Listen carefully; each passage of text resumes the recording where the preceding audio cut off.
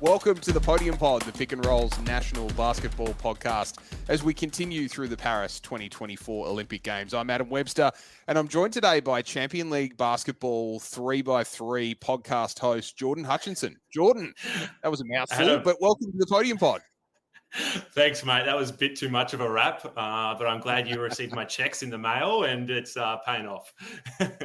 Hey, it's a pleasure to have you on because we've been all in on the Boomers and Opals campaigns and doing a lot of post-game streams, and you know they're big 2-hour events, 2.5-hour events with a lot of build-up and a lot of wash-up.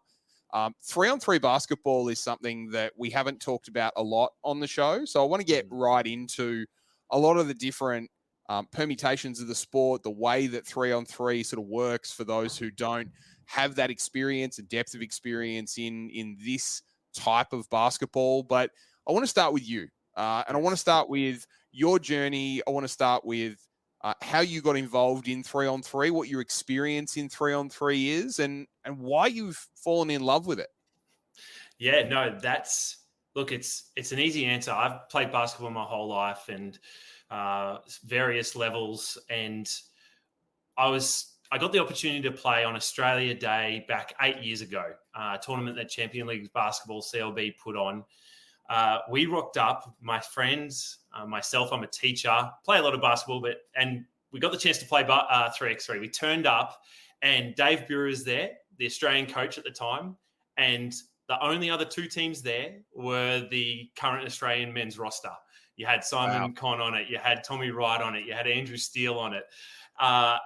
And it was 40 degrees. Wow. And that's rough. That first introductory tournament, we had the water splashing on us. We changed the 10-minute game to 8-minute games. But 3x3 is basketball at its purest. And I learned that very quickly. You shoot, you play hard defense, you hustle on the ball, you dive on loose balls, you give everything you can for 10 minutes, and then it's done. And you recalibrate. You have one sub, everyone plays. You can't be a hole out there. You got to give it everything for your team and yourself. And I fell in love with it instantly, and almost gave up, give it another couple of years, but then gave up all competitive 5-on-5 basketball and found myself touring around Australia, playing on the biggest stages here in Australia, which then most recently with CLB and XE has taken me over to Japan, and now managing a team, Nuttawatting Sentinels, who most recently we had our first ever women's team, commercial team, go over to Canada and play. Our men's team went to Mongolia.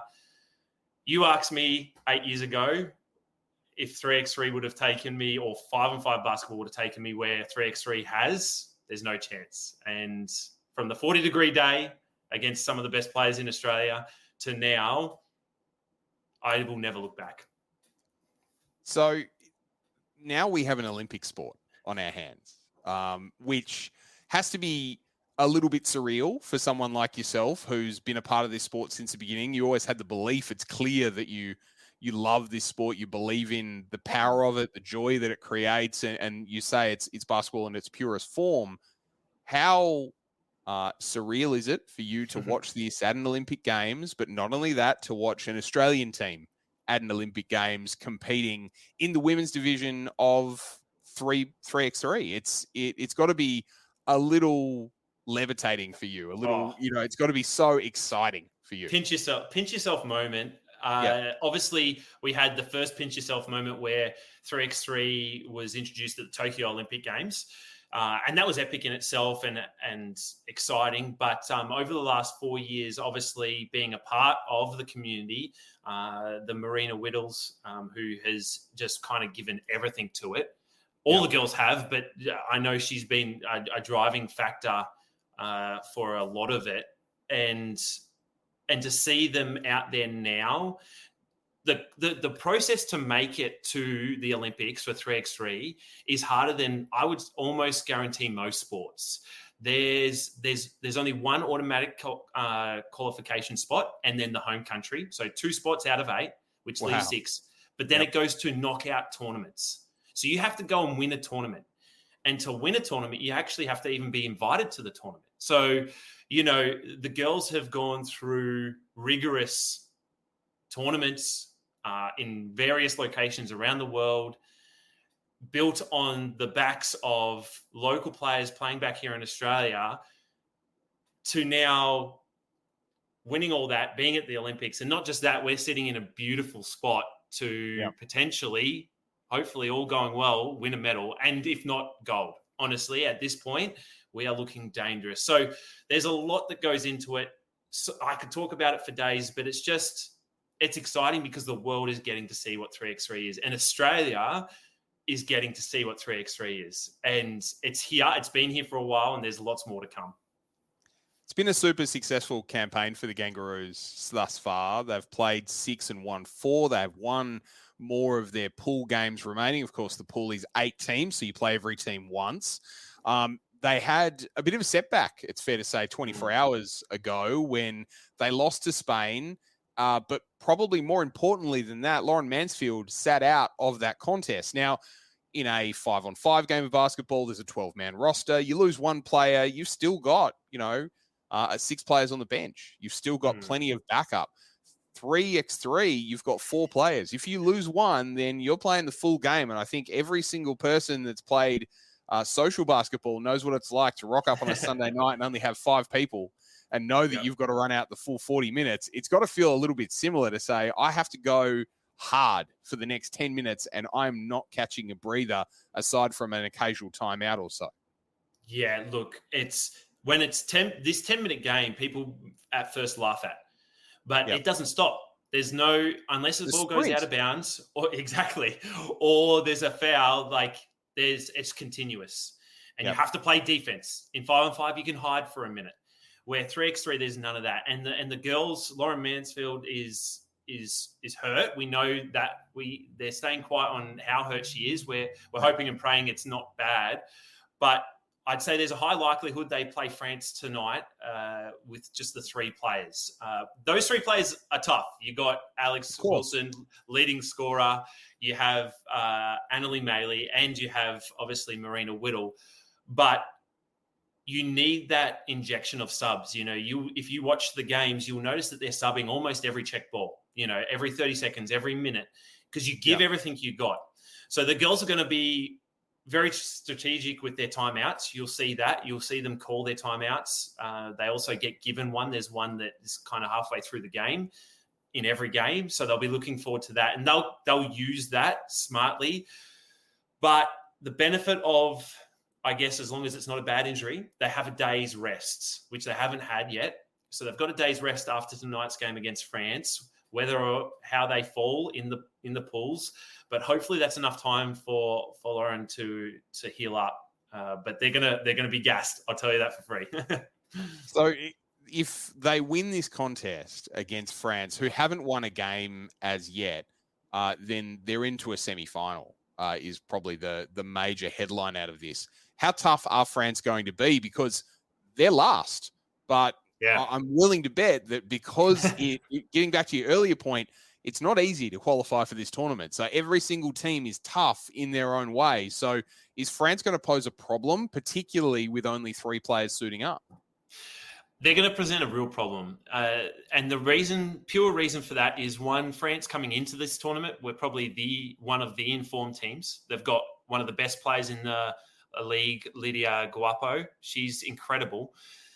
They've got 1 win. So mathematically, if they beat the Gangurrus tonight, China and Azerbaijan are both on 2 wins. Both of those teams look like they probably will lose their matchup tonight. So if France win comfortably, there is mathematical chance that they make it to the top 6 and their journey continues. Yep. But then on the flip side, they've got a lot. And then even if the results don't go their way, it's pride at this point, right? Yeah, of course. They're playing in exactly. I don't know. I'm sure we've all been tuning into just all the Olympics games, and I was watching the skateboarding, and the France guy went up to do his first trick, and he hadn't done anything, and the crowd was going crazy. So it's going to be the same there today for the French team. They're going to have all the backing in the world.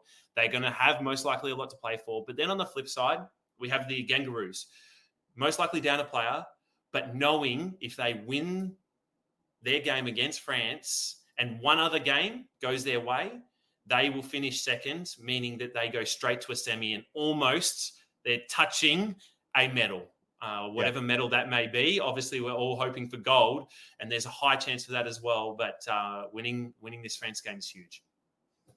I think Australian basketball fans, particularly Boomers fans, would be shuddering at the thought to say that a semi-final is touching a medal, given the sheer number of times the Boomers have lost a semi and then a bronze medal game over the journey. It's a different game. Yes, it's a different game. A different game, and I understand what you mean. I just had flashbacks and a little bit of my stomach.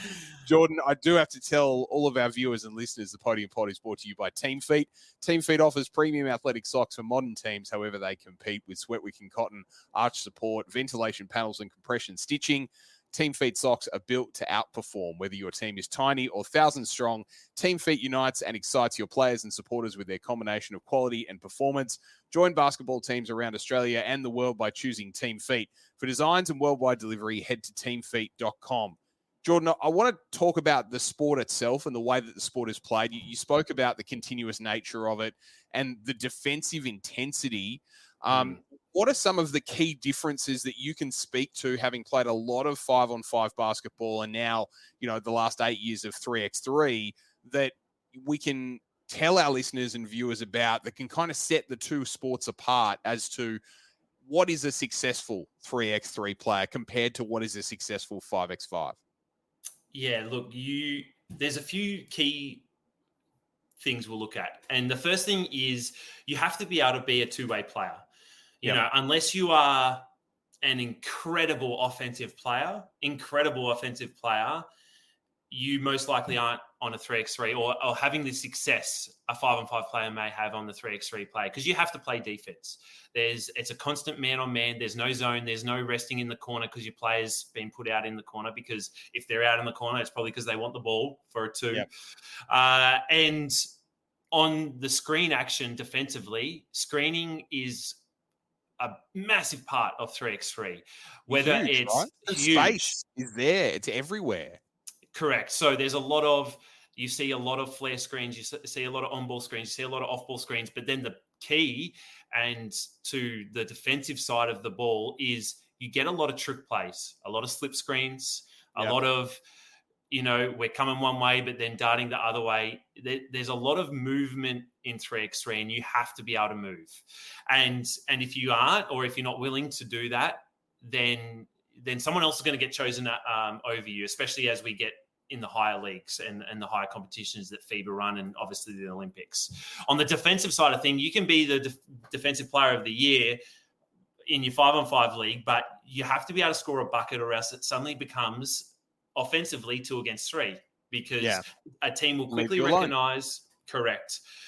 So you see a lot of two-way players, in the men's game, a lot of players around the 6'4" to 6'6" kind of mark that play tough defense, that are offensively good shooters, at least, if not great attackers on the basket. And for the women's game, you see most players all can shoot the two, and a lot of the players all are very switchable.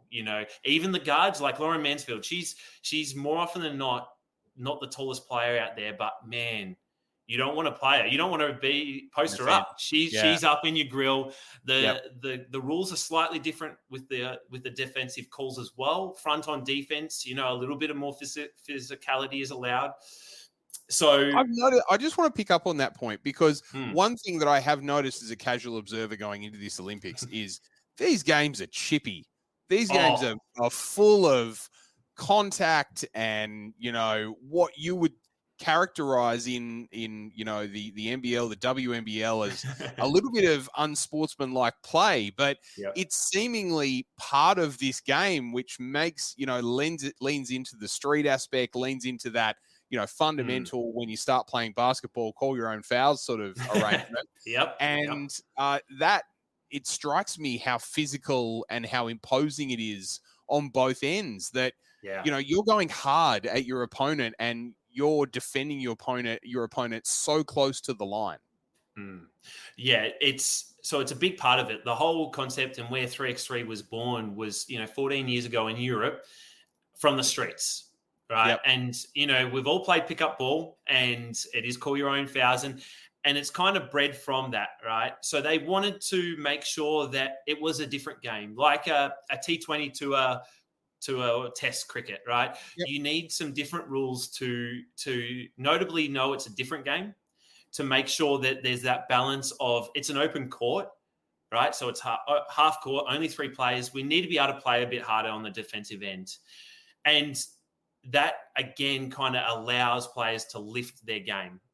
But also on the offensive side means you have to lift your game. You have to be able to fight through that. You have to be able to, use your offensive sets to make sure that you can get through that holding. You'll get a lot of off the ball holding or sneaky little pulls and tugs at your shirts. But you also notice, and I think you, Adam, will note of this, the players aren't getting too upset with each other. It's 3x3 has a community behind it, and a lot of people know each other, and you give it all out there, and there might be the odd flare up and whatnot, but everyone just plays hard, and it promotes playing hard and playing for each other. Yeah, there's a level of respect and restraint, I would say, that is on display at all times. And I watched the game against Spain yesterday, where Anneli Maley was seemingly just completely shoved out of the action a couple of times, and you could see the frustration on her face. And I think we've all been there. Anyone who's played basketball has been, physically taken out of the contest in a way that you wouldn't assume is necessarily all that legal. But she took it on the chin and just kept playing through it. And obviously they ended up losing that game to Spain, who are currently second in the standings. I want to talk about Spain and Germany. This is something we discussed before we went on the air. They're playing each other tonight, which means that if Australia can get past France, then, they have a chance to jump one or both of them, depending on how that result goes, with Australia on 4 wins, Spain on 4, and then Germany on 5. So if Germany win and Australia win, Australia can move up to second place. If Spain wins and Australia wins, then there will need to be some level of, tiebreaker there. I'm not sure exactly what the tiebreaker is, but, you could see Australia first, more likely second. Yeah, so this game, Germany and Spain, massive game. Spain is a bit of a surprise package. Them being at the top here probably caught most teams by surprise, but they're playing really, really well.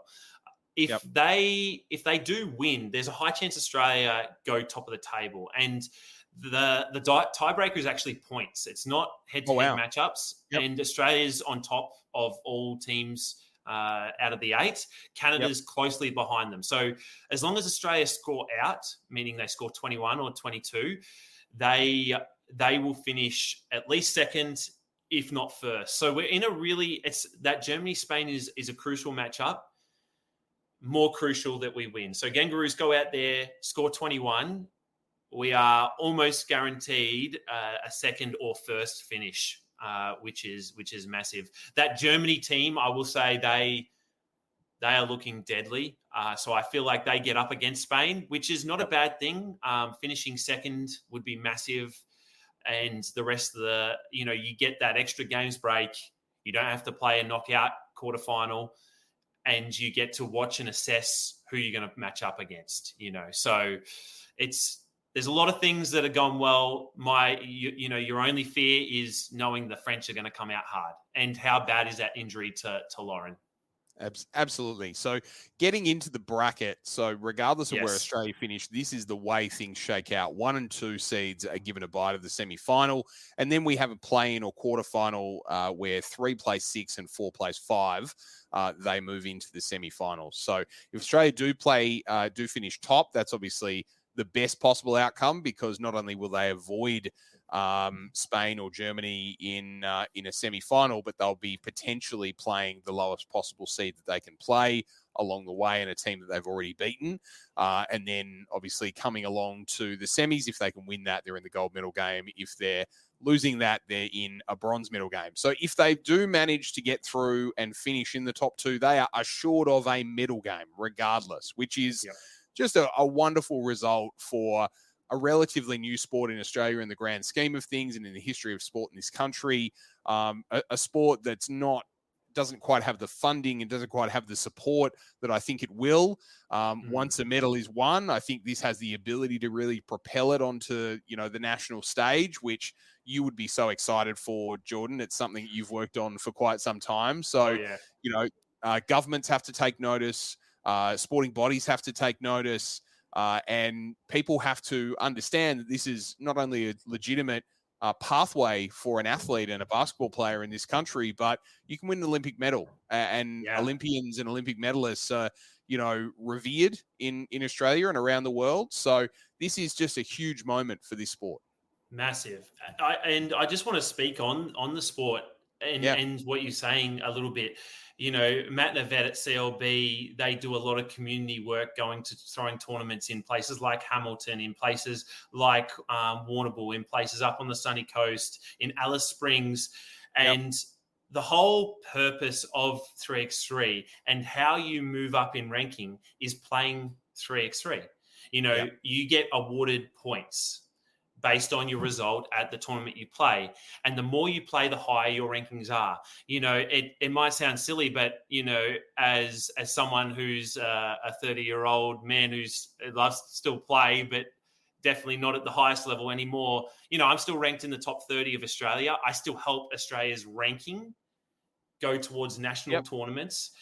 And then on top of that, for your players that are maybe towards the end of their 5-on-5 career or early in their 5-on-5 career, but see that maybe, you know, the NBL is not quite where they're going to get to for whatever reason that may be, there's opportunity in 3x3 because there is money in 3x3. I'll put a very simple example is we sent our girls to Canada a couple of weeks ago, and they went and played in Canada for 5 days. They came home. They finished third, which is a massive result for our first tournament. And, you know, for being on the women's series, FIBA throw out a lot of money. They come home with $10,000 as a team. Wow. You know, and FIBA's done a really good job of making the men's and the women's even. The prize money is almost even. It's a multi-million-dollar US dollar world tour for the women's, same as the men's. The ball is a size 6, weighted at a size 7. Everyone uses the same ball, and it just evens everything. There's money for everyone. There's opportunity for everyone. Here in Australia, there's tournaments starting to build up in the community. We run our club out of Nuttawading Christian College. Our students, we're the only school in Australia that we're our sole focus. We have a basketball academy on 3x3, and we're competing with your highest level basketball, your Box Hills, your Templestows, your Buricks at state level competitions because our kids just play 3x3. Play, love it, and getting better and better. And no one's sitting on the bench. No one's waiting for their turn. They're all enjoying it. They're running around, and it speaks volume to what I think will continue from these Olympic Games, what this Gangurrus team is going to achieve and has already achieved. And I know this is a long-winded thing, but this is what propels this sport here in Australia, an opportunity for everyone to play. The more that you're talking about this, the more I'm thinking about the different ways that this could unlock the ability of more people to get involved in the sport. And particularly people, you know, I'm in my late 30s, coming to the end of the time that I'll be playing significant social basketball. But I'm thinking to myself, I could grab 2 friends and, you know, go in a local tournament. And, you know, if I'm against people similar age, similar skill set, then that could be quite fun. That could be something that you could do on a weekend. It could be something that could be offered by different facilities. In Tasmania, where I'm based, there's a lack of facilities. All of a sudden, you've got double the courts if you've got 3x3 games going on. So you have the ability to be able to sort of leverage off a couple of different aspects of this sport to get more involvement, to get greater playing time, to get, you know, more people power around this sport, because it feels like a real grassroots effort to bring this up, which I think people love getting involved in those sorts of situations and getting in at the ground floor, which you've done. We're probably at, you know, the 3rd or 4th floor right now, but you can still get on the elevator and get up to the top of the skyscraper, because this thing is taking off. And we've seen different sports experiment with fast versions, quick, you know, dynamic versions of the sport. We've seen T20. We've seen in Australia, AFLX was an arrangement, and AFL 9s was an arrangement they had quite some time ago. Tennis has had their own permutation of a fast version of the sport. People are, trying to develop different versions of the sport that suit the current social media climate, which is quick, fast content. And 3x3 obviously lends itself extremely well to that. So what is the next step for 3x3 in Australia? So let's say, the girls are standing on the podium, not sure what the color is. Let's not worry about it, but they've won a medal. Let's say that happens. What is the next step for this sport? Where does it go? How do we get, more involvement everywhere? Because I'm looking around Tassie and thinking there's no Let's 3x3 in Tassie. Like when can we get that involved? Yeah. No, look, it's the first thing I'll say to all the viewers is jump on FIBA 3x3. Play FIBA 3x3. It's where you create your little profile. It's an email, it's a number, and you can go into advanced and search Australia, and it will give you every single event that is happening in Australia currently right now. And it's super easy to be able to see, hey, what's coming up next? So that's the first step. Go and create yourself a profile. Once you play in a few tournaments, you can see you're ranked 2,000 in the world or whatever it is. And that's a cool little thing, but you can see what's coming up. On top of that, I truly believe it's on clubs, it's on personnel that hear about 3x3. You may be hearing it for the first time now. Ask the questions. Hit up Champions League basketball on social media. Hit up the Gangurrus on social media. Hit up any form. Hit myself up. We run tournaments, multiple tournaments all throughout the year, and it's everyone can come and play. And it's making sure that we continue to progress this from the podium that our girls hopefully and soon win, and making sure that, like you said, the grassroots continue to grow. And for Tassie, we'll come over. That's the thing. Like, it's a community-based thing, and we support each other. When I first started to play, me and my mates would jump in a car and drive to Adelaide for the weekend just so we could play. But we'd do that, and the team would hear that from Adelaide, and they'd put us up somewhere. I've been to where have I been? Alice Springs and helped run tournaments there, and it's about building a community and helping support each other. So if you're interested in 3x3, please ask the questions to Adam and Pick and Roll, and they'll pass you on to the right people. And if you want to run your own event, it's like you said, you only need half a court. It might be your local, outside you have the public park has a half court. You can run a tournament there.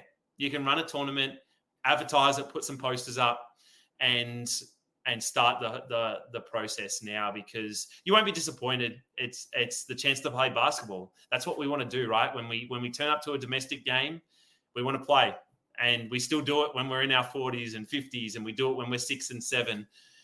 So just ask the question, get the league started in your own area, and ask for help, because that's what we're here for.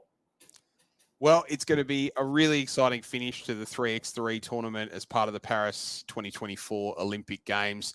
Jordan, we really hope that the Gangurrus are as high on that podium as humanly possible, but really appreciate you jumping on the Podium Pod today. It's clear your passion for this sport, your desire to have this sport in, everywhere that we can possibly see basketball. We should see permutations of 5-on-5 as well as 3x3. I think this is an opportunity that we have across the Australian community to expand the reach of the sport as well to more fans and more people and more participants.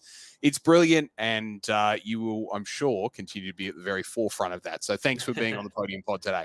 My absolute pleasure. Thanks for getting us on, Adam. And let's go. I've got a good feeling that our only threat is Canada. So I could be completely wrong, but that's my tip. Canada and the Aussies are playing out for gold.